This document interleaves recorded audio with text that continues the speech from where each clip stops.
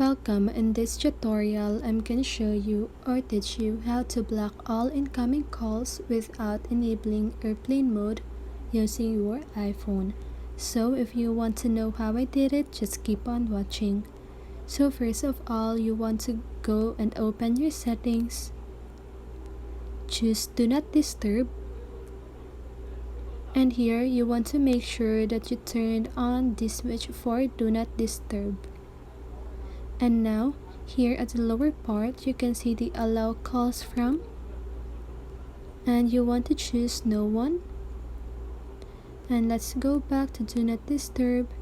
And here for the repeated calls, you want to turn that switch off. And let's go back.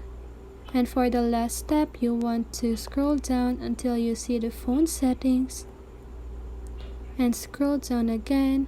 And you want to choose this Silence Unknown Callers.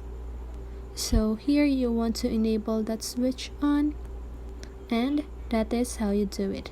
I hope this video helped you, and if it did, make sure to like, subscribe, and hit the bell notification so you won't miss a video. See you on the next one, and have a great day.